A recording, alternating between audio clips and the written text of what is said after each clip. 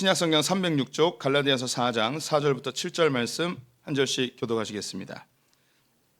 때가 차면 하나님이 그 아들을 보내사 여자에게서 나게 하시고 율법 아래에 나게 하신 것은 율법 아래에 있는 자들을 속량하시고 우리로 아들의 명분을 얻게 하려 하심이라. 너희가 아들이므로 하나님이 그 아들의 영을 우리 마음 가운데 보내사 아빠 아버지라 부르게 하셨느니라. 그러므로 내가 이후로는 종이 아니요 아들이니 아들이면 하나님으로 말미암아 유업을 받을 자니라. 아멘. 오늘도 주님의 보좌 앞으로 나오신 성도님들에게 하나님의 은혜와 평강이 함께 하시기를 축원드립니다. 옆 사람에게 반갑게 인사하겠습니다. 하나님은 당신 편이십니다. 감사합니다. 무더위가 계속되죠. 한밤중에도 너무 더운 것 같습니다. 또 비도 아주 오락가락하면서 우리의 불쾌지수를 더 높여주는 것 같습니다. 그래서 뭔가 시원한 거 그리고 기분 좋은 거 이런 걸 좀 기대하게 되는데요. 그래서 준비해봤습니다. 우리 성도님 조금 더 시원하게 여름 지내시라고 아이스크림 준비했습니다. 아이스크림 드시면서 설교 들어주시면 되겠습니다. 네, 인간의 제일 된 목적은 하나님을 영화롭게 하고 그분을 즐거워하는 것입니다. 모든 아이들이 부모님에게 기쁨이 되고 싶고 부모님께 칭찬받고 싶어 하듯이 모든 크리스찬들은 하나님께 영광을 돌리고 싶고 그분의 즐거움이 되고 싶은 마음이 있습니다. 그 경중의 차이는 있지만 모든 크리스찬들이 가지고 있죠. 이를 위해서는 우리의 영광의 대상인 하나님이 누구인지 분명히 알아야 될 필요가 있습니다. 그래서 하나님이 성부, 성자, 성령으로 계신 것, 그분들의 하시는 일과 그분들의 특성을 지난 상반기 동안 보았죠. 이제는 그 하나님을 영화롭게 하는 사람, 인간, 바로 우리는 누구인지 함께 살펴보는 시간입니다. 하나님을 영화롭게 하는 인간, 그 인간은 모든 인간은 아니고요. 구원받은 자들이 하나님을 영화롭게 합니다. 구원은 죄와 사망으로부터 건진받은 자들을 구원받은 자라고 합니다. 이 구원은 예수를 믿으면 얻게 되는데요. 구원의 시작이 있다면 구원의 완성도 있습니다. 그래 예수를 믿으면 바로 천국 가는 것이 아니고 구원의 시작에 동참한 것이고 그리고 구원의 완성이 될 때 천국에 입성하게 되는 것이죠. 그래서 믿음의 선배님들은 이 구원의 여정을 9단계로 정리하여서 우리에게 알려주셨는데요. 소명, 중생, 믿음, 회심, 그리고 칭의, 양자, 성화, 견인, 영화의 단계로 이루어져 있습니다. 그 중에 우리는 4개를 함께 보고 있는데요. 첫 번째 소명을 보았죠. 하나님 우리를 부르심입니다. 우리가 교회로 부름을 받아서 나오는 것, 이것을 뛰어넘어서 하나님께서 우리 성도님 한 분 한 분의 이름을 부르며 우리 성도님들을 하나님의 자녀로 부르십니다. 이때 하나님은 거룩하시고 우리가 죄악되기 때문에 그 거룩하신 하나님 앞에 서게 되면 우리의 죄성이 드러나고 우리가 얼마나 죄에 처절하게 고통스러워하는지 깨닫게 됩니다. 그리고 그 예수 그리스도의 보혈을 의지하며 주님께 회심을 하게 되죠. 그럼 우리가 주님 앞에서 예수를 믿는 그 순간 의로운 자로 칭함을 받게 됩니다. 그리고 우리는 하나님의 자녀로 입양이 되는 것이죠. 그래서 이것을 양자 되어짐 혹은 자녀 되어짐이라고 이야기합니다. 오늘은 그 양자됨, 자녀됨, 다른 말로 입양에 대해서 함께 이야기를 나눠보도록 하겠습니다. 우리 성도님들이 만약에 다시 태어난다면 어떤 부모님 밑에서 태어나고 싶으십니까? 우리는 태어날 때 부모님을 선택할 수 없죠. 그런데 만약에 선택할 수 있다면 어떤 부모님 밑에서 태어나고 싶으신가요? 제가 우리 밸런스 게임이라고요. 둘 중에 하나를 반드시 정해야 되는 게임인데요. 제가 보기를 몇 가지 들어볼게요. 첫 번째 보기입니다. 유명 연예인의 자녀 혹은 지금 그냥 부모님의 자녀. 어디에 태어나고 싶으십니까? 별로 감동이 없습니다. 유명 연예인 관심도 없고. 이렇게 하면 좀 관심이 있을까요? 임영웅의 아들로 태어나는 것과 지금 부모님의 태어나는 것. 별로 관심이 없는데 두 번째, 그러면 우리 성도님들 다 이제 신실하신 크리스찬들이니까 유명 목사님 아들로 태어나는 것 그리고 지금 부모님에게 태어나는 것. 이것도 별로 관심이 없는 것 같네요. 괜히 유명 목사님 밑에 태어나면 행동만 부자연스러워질 것 같기도 하고. 마지막입니다. 재벌 2세로 태어나는 것 그리고 지금 부모님에게 태어나는 것. 흔들리죠 여기서. 네, 우리나라가 이제 그 흙수저, 금수저에 대한 이야기들을 종종 하죠. 그래서 어떻게든 이 흙수저들이 금수저가 되고 싶은 욕구를 채울까? 결혼이 될 수도 있고 성공이 될 수도 있고 다양한 것을 꿈꾸기도 하는데요. 요즘 젊은이들이 판타지 소설이나 그런 웹툰 같은 거를 많이 봐서 그런지 몰라도 이런 상상을 하는 거예요. 자기가 흙수저로 태어났는데 알고 봤더니 산부인과에서 어릴 때 아기가 바뀐 거죠. 그래서 내 진짜 부모님이 나를 찾아와서 나를 데려갈 것인데 그 부모님이 재벌이에요. 막 이런 상상을 하는 거죠. 그러면 이 흙수저가 갑자기 이제 금수저로 바뀌어지는 그런 일이 벌어질 수 있을 것 같습니다. 뭐 종종 그런 일이 있습니다. 산부인과에서 아기가 바뀌는 경우죠. 이것이 뭐 금방 어린아이 때 발견되어서 바뀌면 뭐 괜찮겠지만 뭐 10대 뭐 중반이나 20대가 되어서 이것을 알게 되었을 때 얼마나 큰 충격일까요? 근데 또한 더불어서 한 가정은 너무나 잘 살고 한 가정은 너무나 못 사는데 원래의 자리로 돌아온다면 잘 살던 아이가 못 사는 가정이 되고 못 살던 아이가 잘 사는 집으로 가게 되면 뭐 신분의 차이나 뭐 환경의 차이가 엄청나게 클 것 같습니다. 우리 성도님들은 뭐 사실 다시 뭐 태어날 일도 없고 뭐 원래 나를 버렸던 부모님이 찾아와서 네가 내 아들이다 막 이렇게 이야기할 일도 없겠죠.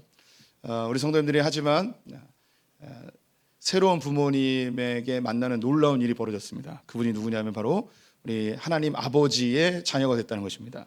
하나님에게 입양되어졌다는 놀라운 사실, 이것이 오늘 성경에서 이야기해주고 있습니다. 그 양자됨 혹은 자녀됨, 이것을 성경에서는 입양이라고도 표현하는데요. 입양은 우리가 생각하는 현대의 입양과 1세기 로마 사회에서 입양은 큰 차이가 있습니다. 한두 번 말씀드렸던 것 같은데요. 오늘날의 우리의 입양은 어린 아이를 내 자녀로 맞아들이는 것이죠. 하지만 1세기 로마 사회에서 입양은 다 큰 청년을 자기의 아들로 맞이하는 것입니다. 뭐 일반적인 우리와 같은 서민들은 입양을 고대 사회에서 뭐 생각할 수도 없었던 일이고요. 이 일은 왕족이나 귀족에게 특별한 일이었습니다. 왕인데 그의 자녀가 없거나 혹은 자기의 자녀가 너무 이 왕국을 물려받기에 너무 부족했을 때 양자를 얻어서 그 양자에게 나라를 이제 맡기는 경우가 있습니다.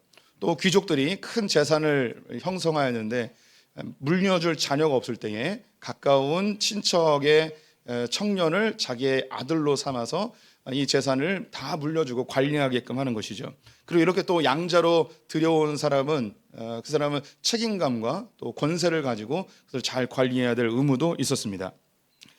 즉 고대 1세기에 로마에서 이 입양은 입양된다는 것 자체가 엄청난 큰 권세를 갖는 것이고 그리고 엄청난 재산, 유산을 얻게 된다는 의미입니다.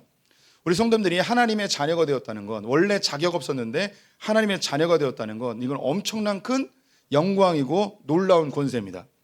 영접하는 자 곧 그 이름을 믿는 자들에게는 하나님의 자녀가 되는 권세를 주셨으니라고 선포하고 있으시죠. 성경에서 그냥 하나님의 자녀가 됐다는 건 이것만 이야기해도 돼요. 영접하는 자 곧 그 이름을 믿는 자들에게는 하나님의 자녀가 되었으니 이렇게만 표현해도 되거든요. 근데 권세라는 단어를 썼습니다. 왜 권세라는 단어를 썼는가? 우리가 하나님의 자녀가 됐다는 게 얼마나 위대하고 놀라운 일인지 선언하고 있는 거예요. 고대 사회에서 입양 그러면 우리가 생각하는 것보다 엄청나게 큰 놀라운 삶의 변화입니다. 내가 간 그 아버지의 모든 재산이 내 것이 되고 나는 자격 없었는데 나는 이 사람과 아무 상관이 없었는데 그가 가지고 있는 모든 권력이 나의 것이 되어지는 엄청난 사건이죠. 우리 성도님들이 하나님의 자녀로 입양되셨습니다. 그래서 하나님이 가지고 있는 그 나라를 얻게 되고 우리는 왕의 노릇을 하게 될 것이고 하나님이 가진 그 모든 유산을 우리가 물려받을 수 있는 권세를 갖게 되었습니다. 우리 성도님들께서 이 사실이 사실 그 가슴으로 와닿을 수도 있는데 안 와닿는 경우가 훨씬 많아요. 지금 내가 살고 있는 눈으로 보이는 세상에서 하나님 그 위대한 자녀 되어짐, 주님의 나라를 유산으로 얻고 주님의 모든 소유가 내 것이 되었다는 이 사실이 사실 그렇게 마음에 와닿거나 감동이 되지는 않습니다. 이것을 조금이나마 우리에게 실제화시키기 위해서 주님이 어떤 작업을 하셨는가, 오늘 보면 6절 말씀을 같이 읽어보았으면 좋겠습니다. 6절 같이 읽습니다. 너희가 아들임으로 하나님이 그 아들의 영을 우리 마음 가운데 보내사 아빠 아버지라 부르게 하셨느니라. 너희가 아들임으로, 너희가 아들이기 때문에 하나님께서 그 아들의 영을 우리에게 부어주셨다고 합니다. 이 아들의 영으로 인하여서 우리는 하나님을 아빠 아버지라고 부를 수 있게 된 거예요. 이 아들의 영이 뭘까요?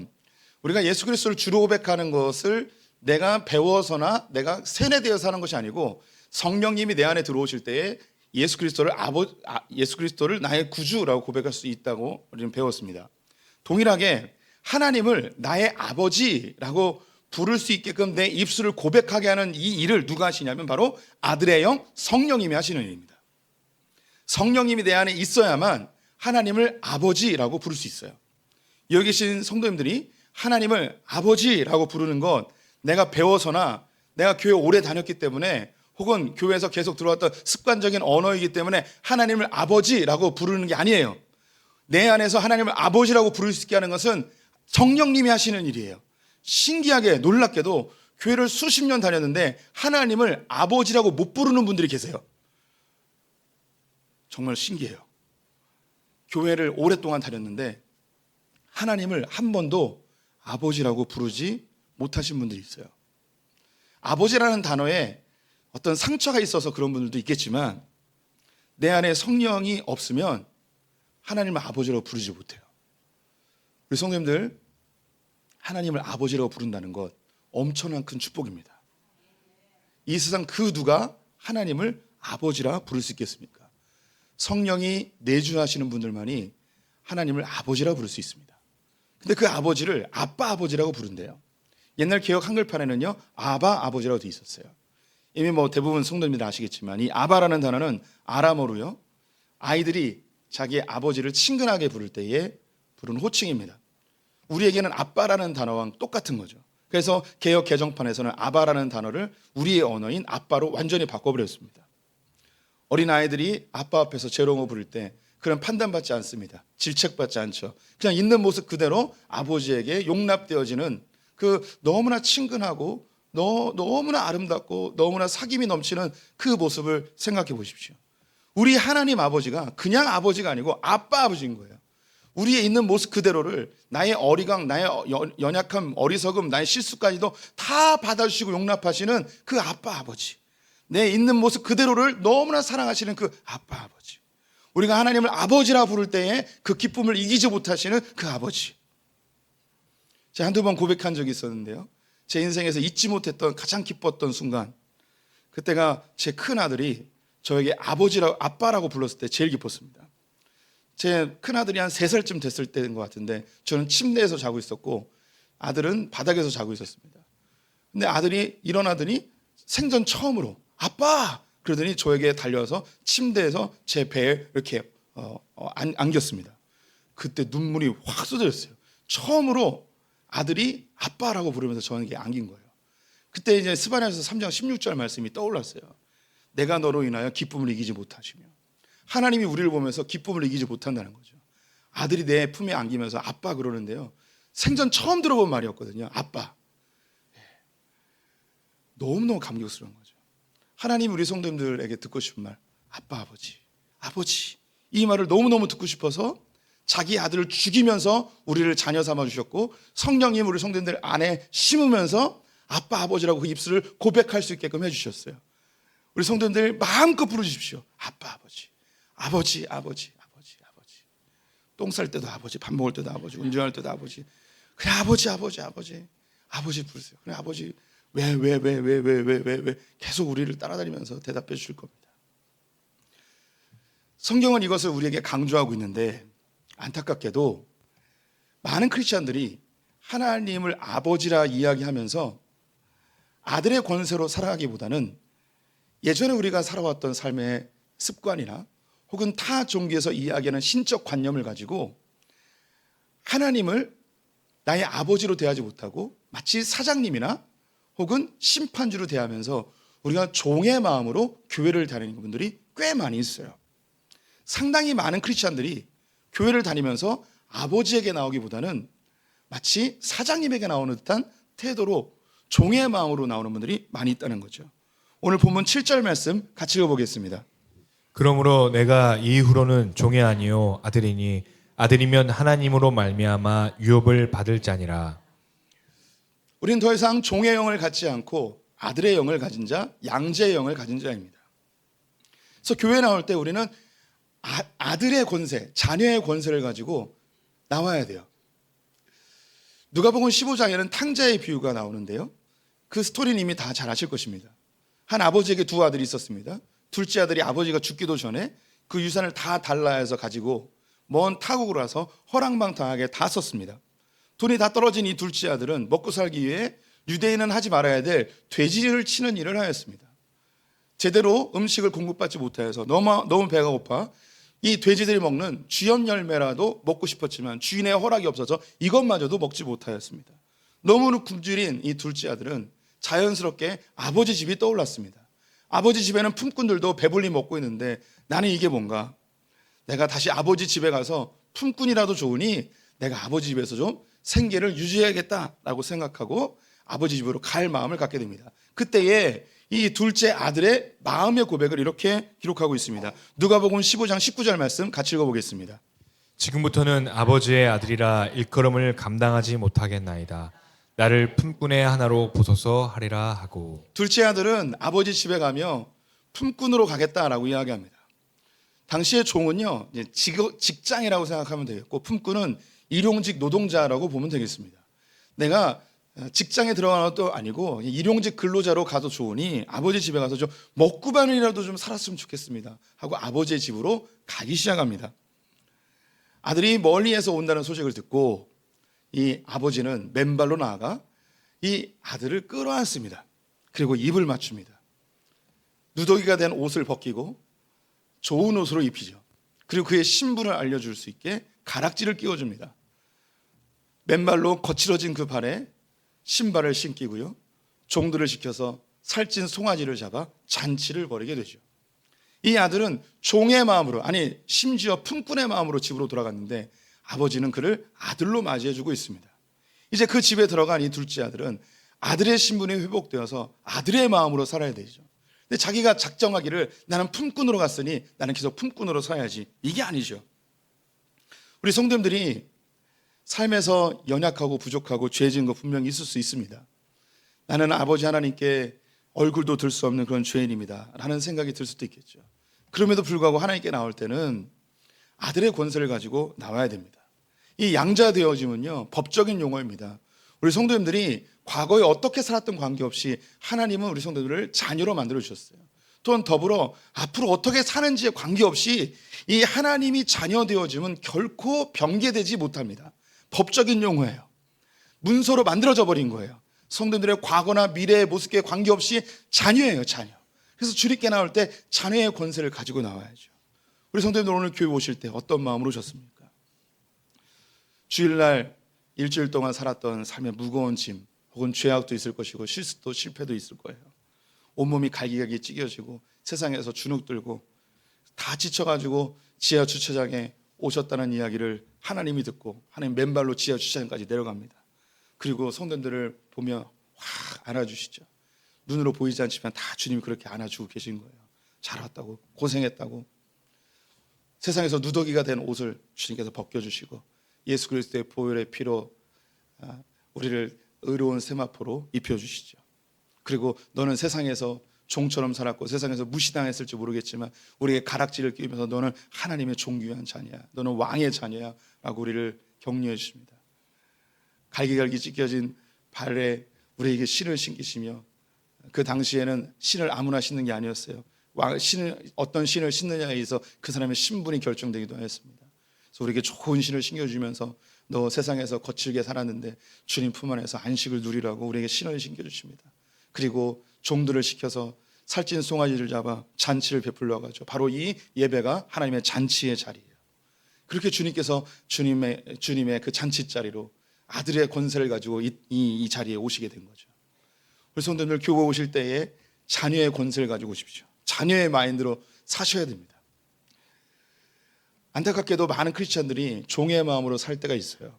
오늘 성경에도 그것을 지적하고 있는데, 자, 몇 가지의 케이스를 들어서 종의 마인드로 사는 사람과 자녀의 권세로 사는 사람의 신앙의 태도에 대해서 좀 비교를 해볼 필요가 있습니다. 우리 성도님들이 종의 마인드로 신앙생활하면 어떻게 신앙생활하냐면 열심히 신앙생활합니다. 노력합니다. 내가 좋은 성도가 되기 위해서, 하나님께 인정받기 위해서 열심히 신앙생활을 해요. 네, 열심히 하는 것 담임 목사는 좋아합니다. 근데 하나님의 관점에서는 좀 재고해 봐야 돼요. 그럼 자녀의 권세를 가진 사람은 어떻게 신앙생활하는가? 누리며 신앙생활합니다. 누리며 신앙생활한다는 게 뭐냐면 괜찮은 거예요. 그래도 괜찮은 거예요. 좀 부족해도 괜찮은 거예요. 그렇게 조금 빠져도 괜찮은 거예요. 조금 못해도 괜찮은 거예요. 하나님이 나를 질책하거나 비난하거나 나를 체크하거나 그런 사장님이 아니기 때문에, 내 아버지이시기 때문에 조금 부족해도 괜찮은 거예요. 우리 성도님들이 부모님에게 자녀가 되기 위해서 어떤 노력을 한 적이 있으십니까? 그냥 자녀는 자녀예요. 부족해도 자녀예요. 바보 같아도 자녀예요. 못생겨도 자녀예요. 이건 바뀌지 않아요. 우리 성도님들이 하나님의 자녀가 되기 위해서 그 어떤 노력도 할 필요 없어요. 신앙생활은 노력하는 게 아니라 누리는 거예요. 죄에 대해서 종의 마인드를 가지고 있는 사람들은 죄를 지으면 하나님 벌 줄까 봐 벌벌벌 떱니다. 잘못하면 하나님이 나에게 재앙을 내릴까 봐 겁이 나죠. 참 신기한 게, 삶에 평안해지잖아요. 그럼 불안해요. 언제 재앙이 올까 봐. 재앙이 올지 모른다고. 편안하면 하나님 앞에, 하나님 왜 요즘 나를 안 괴롭히시지? 하는 생각에 언제 갑자기 나에게 느닷없이 고난을 주실지도 몰라 하며 긴장하며 사는 분들이 꽤 많이 있습니다. 사람이 살면서 죄 지을 수 있죠. 자녀의 권세를 가진 사람들은요, 이 죄를 가지고 하나님께 나아가 회개합니다. 우리 성도님들이 자녀를 키울 때 잘못하면 매를 들기도 하잖아요. 그럼 잘못한 거 질책하면 너 잘못했지? 네, 잘못했습니다. 너 몇 대 맞을래? 10대 맞을게요. 뭐 이렇게 하잖아요. 그러면서 이 죄의 문제가 해결되잖아요. 우리도 자녀의 권세 가지고 하나님께 나서, 주님, 내가 이러이러한 죄를 졌습니다. 인정합니다. 용서해 주십시오. 주님, 나에게 벌을 주시되 한 50%만 깎아서 주시면 감사하겠습니다. 뭐 이렇게 주님께 어린아이처럼 투정도 부릴 수 있는 것이 자녀의 권세입니다. 우리 성도님들이 하나님 앞에 순종하는 삶을 살려고 애를 씁니다. 종의 마인드를 가진 사람들은 하나님 앞에 순종, 봉사, 내가 이렇게 열심히 하면 주님이 복 주시겠지, 이렇게 열심히 순종하면 주님이 칭찬해 주시겠지, 이런 것을 기대하고 대가를 바라보고 순종하고 헌신하죠. 또 반대로 내가 순종 안 하면 주님 벌 주시면 어떡하지? 내가 이렇게 헌신 안 하면 주님 벌 주시면 어떡하지? 내가 옛날 교회에서 이렇게 열심히 사역했고, 그런데 여기 소풍교회 와서 내가 이렇게 맨날 놀고 있으면 주님 나에게 벌 주시고 나에게 소중한 걸 뺏어가시면 어떡하지? 이런 두려움으로 신앙생활하는 분들이 있어요. 자녀의 권세를 가진 사람들은 나 같은 죄인을 구원하신 주님의 은혜에 감사해요.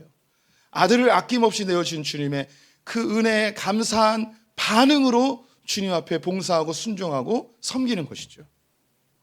하나님과의 관계 없이 종의 마인드를 가진 사람들은 하나님을 두려운 거예요.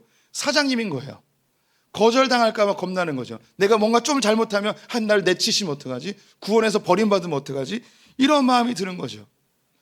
자녀의 권세를 가진 사람은 하나님이 아버지시기 때문에 내가 좀 부족하고 좀 죄를 짓고 연약해도 나를 끝까지 참으시고 인내하시고 기다리시고 나를 이끄시고 결국은 완성하실 그 하나님을 바라보는 겁니다. 실패에 있어서 종의 마인드를 가진 사람은 절대 실패하면 안 되는 거예요. 인정하지 못하죠. 다른 사람을 탓을 하게 돼요. 혹시 실패할까 봐 긴장하며 살게 됩니다. 하지만 자녀의 권세를 가진 사람들은요, 실패해도 괜찮아요. 내 최선을 다해야겠죠. 실패해도 하나님께서는 합력하여 선으로 바꿔주시는 그 아버지가 내 아버지이시기 때문에 당당한 거예요. 자유한 거예요. 마음에 여유가 있는 거죠. 이런 여유를 가지고 일을 하다 보니 더 잘 되는 거죠. 긴장하지 않고.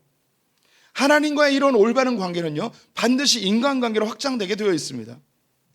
하나님을 사장님이나 나를 심판하는 사람으로 생각하면 하나님이 나를 정죄하고 비판하고 판단한다고 생각해요. 그럼 이것이 인간관계 속에서도요, 계속해서 사람을 비판하고 정죄하고 판단합니다. 그러니 인간관계도 늘 긴장되는 거죠. 눈치 보는 거예요. 하지만 하나님 앞에서 주님이 나의 모습 그대로를 받아주시고 나를 인정하신다는 그 여유로움이 사람들에게도 대하는 거죠. 나를 인정하신 주님이 저 사람도 인정하니 인간관계가 부드러워지는 거예요. 사람 눈치 안 봐도 되는 거예요. 사람을 두려워하지 않는 거죠. 하나님만 두려워하는 거예요. 하나님 앞에서 서는 크리스찬이 되는 거죠. 이 자녀된 권세는요, 우리의 신앙생활뿐만 아니라 모든 삶의 범사에 당당하고 자유롭고 편안하게 해줍니다. 그래서 이 자녀의 권세를 가지셔야 돼요. 우리 성도님들이 신앙생활은요, 예수 잘 믿어서 복 받는 게 이게 신앙생활이 아니고 우리의 이 종되었던 사고방식을 하나님 나라의 사고방식으로 바꾸는 거예요. 신앙생활의 궁극적 목적은 가치관을 바꿔버리는 거예요. 이스라엘 백성들이 40년 동안 광야 생활했잖아요. 왜 이 40년 동안 광야 생활을 했는가? 그 주 목적은 뭐냐면 애굽에서의 400년 동안 종살이했던 그 마인드를 하나님 자녀의 마인드로 바꿔야 되는 거예요. 40년 동안. 우리 성도들이 이 인생 가운데 결국 하는 게 뭐냐면 죄된 우리 죄 깊이 있는 죄의 DNA로 우리의 사고방식이 죄된 사고방식만 하게 돼 있어요. 너무 부정적이고 너무 비판적이고 너무 정죄적이고 인생 가운데 그 염세적인 그런 사고방식이 하나님 나라의 가치관으로 바뀌어지는 과정이 인생이에요. 그래서 이렇게 바뀌어져서 천국 가서 하나님 나라를 누리는 거죠. 로마서 8장 15절 말씀 읽어볼까요? 너희는 다시 무수하는 종의 영을 받지 아니하고 양자의 영을 받았으므로 우리가 아빠 아버지라고 부르짖느니라. 네, 하나님 우리에게 주신 것은 두려워하는 마음이 아니랍니다. 두려우면 형벌이 따른다고 이야기하죠. 종의 영을 받은 자들, 종의 마인드를 가지고 사는 자들의 특징이 무서워하는 거예요. 두려워하는 거예요. 하나님을 무서워하는 거죠. 이건 경외하고 또 달라요. 경외는 사랑하기 때문에 그분이 원하지 않는 걸 안 하는, 이게 경외고요. 그냥 무서운 거예요. 하나님이 심판자, 나를 체크하는 사장님, 열심히 안 하면 혼내는 사장님, 이런 것으로 생각하지 말라는 거죠. 양자의 영, 자녀의 영을 받았어요. 자녀된 권세를 누리셔야 되는 거죠. 성경은 이것을 강조하고 있고 믿음의 선배들이 양자의 교리로 우리에게 교훈하고 있습니다. 이 양자의 교리는 우리에게 큰 유익을 주는데 제가 4가지로 정리해서 간단하게 설명해 드리겠습니다. 이미 언급된 것들이 다시 정리되는 거라고 생각하시면 되겠습니다. 첫 번째, 우리는 이 양자의 교리를 통해서 새로운 신앙생활에 동기가 생기게 됩니다. 예전에 우리의 신앙생활은 하나님을 심판자나 혹은 사장님으로 생각해서 내가 뭔가 열심히 해서 심판을 안 받고 혹은 사장님에게 잘 보여서 복 받는, 이것이 신앙생활의 동기가 되었어요. 하지만 하나님이 내 아버지가 되어지면 그 아버지가 나를 보호하시고 인도하시고 나에게 복 주시는 분이라는 것을 알게 되죠. 그래서 우리의 신앙생활이 자유함으로 하나님 안에서 두려움 없이 평강으로 신앙생활하게 됩니다. 두 번째, 이 양자의 교리로 인해서 우리의 신앙생활의 목표가 달라집니다. 예전에 우리의 신앙생활은 그 심판주나 사장님에게 잘 보여서 내가 어떤 대가를 더 많이 받고 보호받는, 즉 복받는 삶이 우리의 신앙생활의 목적이었다면, 이제 아버지 안에 들어온 자식이기 때문에 이 자식이 해야 될 것은 성장하는 거예요. 성장. 우리 성도님들이 자녀를 키울 때에 자녀에게 많은 복을 물려주고 싶은 마음이 있습니다. 내 모든 재산을 유산으로 남겨주고 싶은 마음이 있죠. 몇십억씩 재산을 남겨주고 싶은 마음이 있을 거예요. 예, 모든 부모는 그런 마음을 가지고 있습니다. 근데 이 자식이 30살, 40살이 됐는데도 그 생각하는 것이나 행동이 어린아이에 머물러 있다면 그 몇십억의 그 유산이 무슨 의미가 있겠습니까? 몇십억을 물려줬는데 맨날 설레임만 사먹는 거예요. 이게 무슨 의미가 있겠습니까? 몇십억을 물려줬는데 이 자녀가 그 돈을 가지고 허랑방탕하게 쓰며 뿌셔뿌셔만 깨먹는 이런 삶을 산다면 무슨 의미가 있겠습니까? 많은 유산을 못 물려줄지라도 이 아이가, 우리 모든 부모님의 같은 마음일 거예요. 사회의 한 일원으로서 건강하게 성장하는 것이 부모님의 그 소망이겠죠. 이 아이가 중고등학교를 졸업하고 대학을 졸업해서 실력을 배양하여서 이 세상에 나와서 직장을 얻고 자기의 삶을 기경하여서 열매를 맛보는 그런 실력자가 되는 게, 성장하는 게 모든 부모의 마음이겠죠. 하나님 나라도 똑같아요. 하나님이 인격이세요. 하나님 아버지시기 때문에요. 우리 성도들이 원하는 그 복 주시는 건 이거 말고요, 이 세상에서 어떤 상황에 어떤 환경에 놓일지라도 그것을 다 개척하여 열매를 맺게 할 수 있는 성장하는 사람이 되길 원하시는 거예요. 그래서 성경은 예수 그리스도를 아는 것과 믿는 것이 하나가 되어 그리스도의 장성한 분량에 이르도록 우리를 그렇게 만들어 가시는데요. 하나님의 성품에 이르는 자가 되게 하기 위해서 그렇게 만들어 가시는 거죠. 이걸 간단하게 해서 아버지를 닮아가는 거예요. 우리의 신앙생활의 목적이 복받는 데 있지 않고 아버지를 닮아가는 것, 아버지와 아버지의 그 성품에 이르는 성장하는 것이 우리의 신앙생활의 목표가 되는 거죠. 세 번째는 하나님 아버지를 신뢰하게 됩니다. 독생자 예수 그리스도를 아낌없이 내어주신 그분께서 우리에게 모든 것을 줄 수 있는 분이세요. 우리의 아버지는 창조주십니다. 온 우주를 통치하시는 분이시죠. 그 아버지가 내 아버지시니 우리는 담대하게 편안하게 주님을 신뢰하며 가는 거예요. 내게 고난이 와도 합력하여 선으로 이끄시는, 내가 죄를 져도 실수해도 합력하여 선을 이루시는 그 아버지를 신뢰하는 거죠. 시험 당할 쯤에 피할 길을 내시고 감당할 시험에는 허락지 아니하시는 그 하나님, 나를 너무너무 사랑하시는 그 아버지에 대한 신뢰, 내 삶에 어떤 풍파가 일어나도 그 마음이 조금은 요동이 칠지라도 근본적인 그 믿음이 흔들리지 않으니 이것이 이겨낼 수 있는 거죠. 마지막 네 번째, 우리의 고난이 올 때 아버지 하나님의 훈계로 받아들이는 새로운 해석력이 생기게 됩니다. 예전에 우리가 종의 마인드로 신앙생활하면 고난이 오면 죄져서 이런 고난이 왔다고 생각해요. 내가 뭘 잘못해서 하나님 벌 줬다고 생각해요.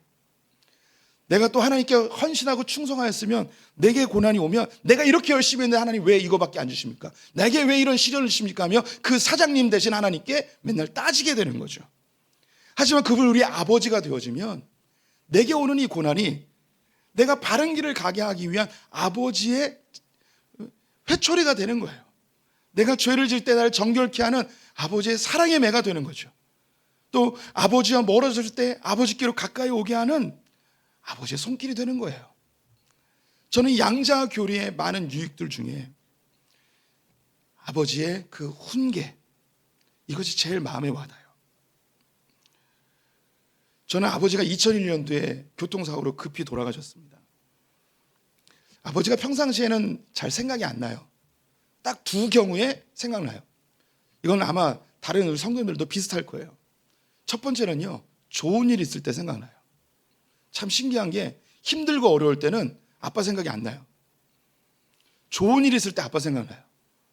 아빠가 이거 봤으면 좋아했을 텐데. 와, 아빠가 이거 봤으면 너무너무 행복했을 텐데. 되게 자랑스러워했을 텐데. 좋은 일 있을 때 아빠가 생각나요. 또 한 경우는요, 혼나고 싶을 때가 있어요.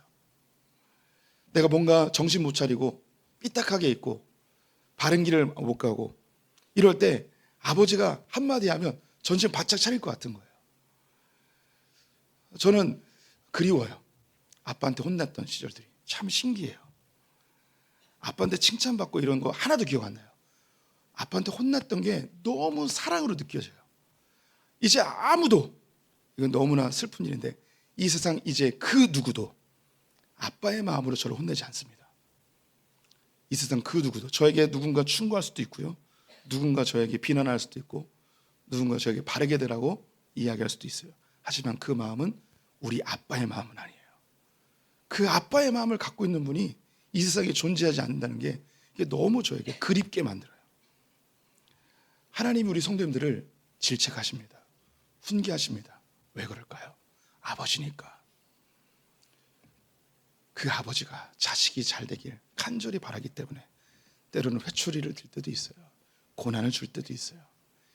이게 하나님의 아버지라는 것이 내 안에 들어오게 되면 내 삶에 일어나는 고난들을 새로운 시각으로 해석하며 이것이 나를 바르게 가게 하고 성장시키는 도구가 되어줘요.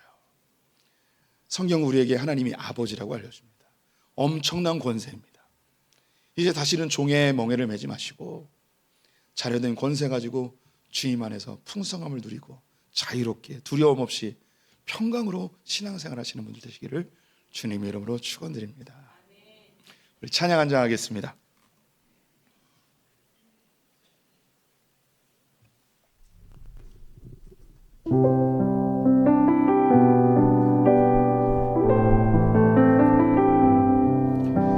너는 내 아들이라 말씀 기억하시면서 함께 찬양하겠습니다. 힘들고 지쳐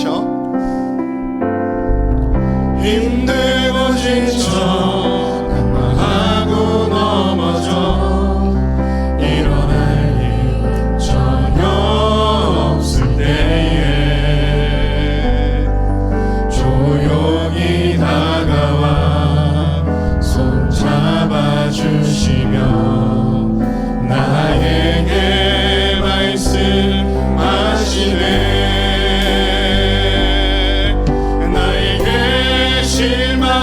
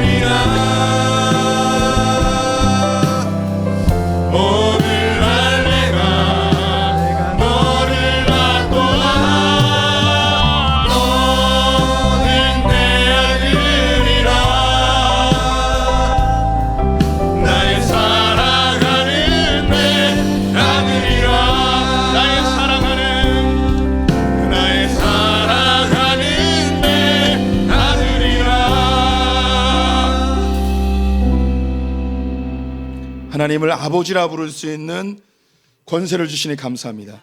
세상을 창조하시고 운영하시는 그 하나님이 나의 아버지이심을 감사합니다. 이제 종의 마음이 아닌 아들의 마음으로 주님께 나와 주님 안에서 참된 평안과 안식을 누리는 자들 되게 하여 주시옵소서.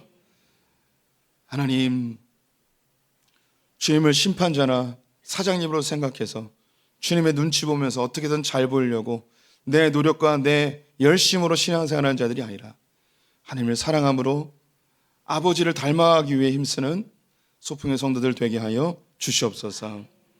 지금은 우리 주 예수 그리스도의 은혜와 하나님 아버지의 무한하신 사랑과 성령의 교통하심이 자녀된 권세 가지고 주 앞에 담대히 나아가 하나님 나라를 풍성히 누리기를 원하는 소풍의 모든 성도들과 우리의 자녀들과 저 북에 있는 형제 자매들 열방의 성교 사람들 외치부터 영원토록 함께 있을지어다. 아멘.